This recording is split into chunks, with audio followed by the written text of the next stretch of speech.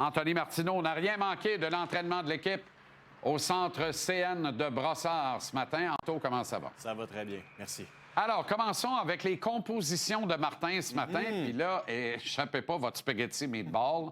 Vous allez voir Joseph Veleno au centre du premier trio. Oui. Nick Suzuki brillait par son absence. Absolument, parce que, bon, je sais qu'on est très écoutés, mais hier, tu voulais voir Veleno sur la 2. Oui. Et là, je ne sais pas si les gens pensaient que finalement, il y avait eu une promotion sur la 1, mais non, parce que Nick Suzuki était en journée qu'on nous a dit de maintenance.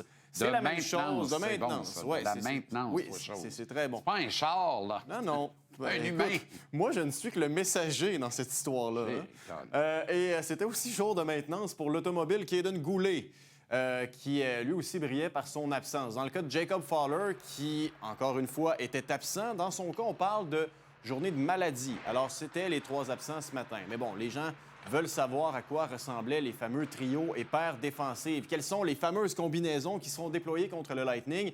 Eh bien, les voici à l'écran. Vous allez voir ce que Martin Saint-Louis avait concocté ce matin, alors à l'occasion de la prochaine série contre le Lightning. Caulfield, évidemment, là, vous mettez Suzuki à la place de Veleno et Slavkovski. Ça ne bouge pas. Deuxième trio, on conserve donc l'unité avec Alexandre Texier, Alex Newhook et Demidov. Semble-t-il qu'elle a convaincu Martin Saint-Louis. Unité 3, Bolduc, Kapanen au centre et il est là.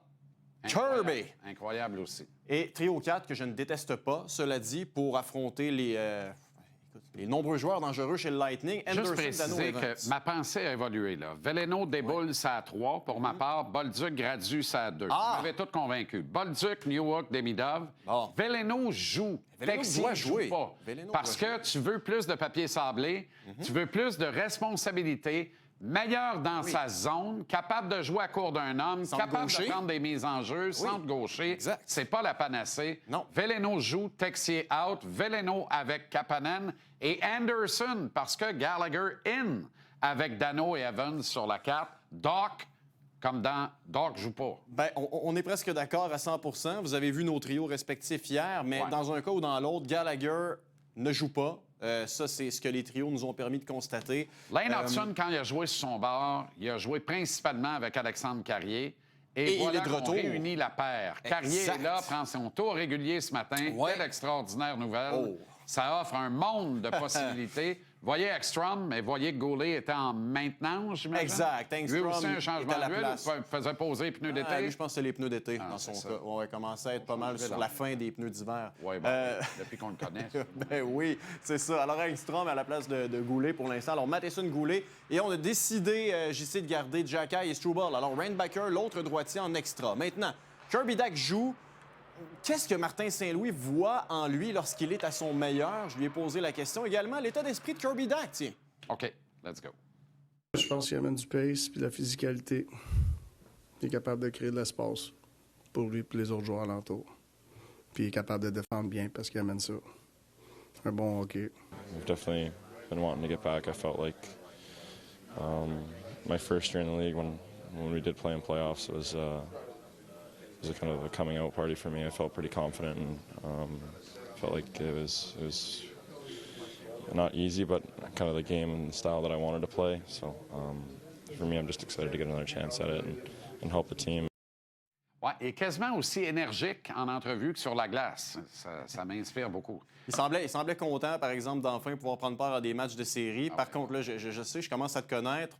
Tu vas me dire, ça aurait été le fun que ça paraisse. Oui, exact. Voilà. Un aspect du jeu que le Canadien va devoir assurément corriger. Oui, l'avantage numérique. On en a glissé un mot hier, mais aussi bien mettre des chiffres sur la défaillance présentement du côté du jeu de puissance des Canadiens. Parce que depuis le 24 mars, vous le voyez, c'est seulement 6 buts en 45 occasions. Ça, si on sait compter, c'est 13,3 % d'efficacité et beaucoup d'inefficacité. 29e dans la Ligue nationale au cours de cette séquence-là. Tu le sais, Jean-Charles, je ne t'apprends rien. En séries éliminatoires, un avantage numérique. Peu importe si ce sont des séquences qui sont nombreuses ou pas, bien, ça peut tout changer. Il faut marquer. Alors, Martin Saint-Louis s'est fait avoir de commentaires lorsque je lui ai demandé ce qu'il trouvait qui clochait sur son avantage numérique. Je me suis donc tourné vers 2 de ses ouailles sur l'unité 1, Lane Hudson et Juraj Slavkovski.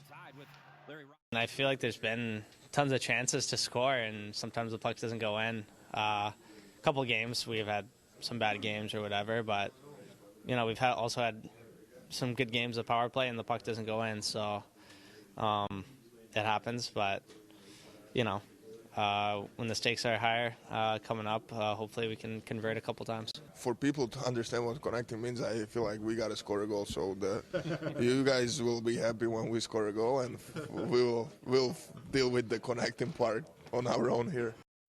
Je te le dis, le jour où Watson se rase, je t'invite au resto, puis on en verra une. Ah oui? C'est le seul motif où tu m'invites au resto? Bien, il va falloir en trouver un autre, sinon on n'ira jamais. S'il vous plaît. OK. Zach Bolduc, t'en as parlé brièvement. Lui a hâte que ça commence. Bien sûr, parce que c'est le joueur qui est taillé sur mesure pour les séries éliminatoires. Dit qu'il s'inspire beaucoup de Josh Anderson dans la façon dont il veut déranger le Lightning. Et tu auras besoin d'un Zachary Bolduc investi. Mais Zachary est capable de faire beaucoup plus que Josh offensivement. Alors, il ne doit pas se limiter à ses coups d'épaule. Cela dit, il sait en donner, comme vous le voyez à l'écran, 2e chez le Canadien cette saison. Mais, et je vais le répéter, si on avait l'audace, parce que c'est presque rendu ça, de le placer avec des joueurs offensifs, on pourrait peut-être être surpris. Mais bon, Zachary Bolduc nous a justement partagé son état d'esprit à quelques jours de cette confrontation contre le Lightning. Un gars qui a son coup de patin est assez incroyable, même dans les pratiques, des fois, quand on le voit déborder des défenseurs, on reste toujours surpris. Donc, non, c'est un gars qui patine extrêmement bien. C'est un gars qui, son niveau d'énergie est incroyable. Sa force physique, son application physique, c'est de l'énergie qu'il donne à toute la vestiaire. Puis, on est content de l'avoir de notre côté. Je parlais de Josh Anderson, évidemment. Bon, c'est un gars qui donne de l'énergie à tout le monde, mais Zach est capable de faire plus que ça. Et il peut être un des facteurs X comme Anderson dans cette série de premier tour. Merci, Anto. Excellent travail. Toujours plaisant. À demain.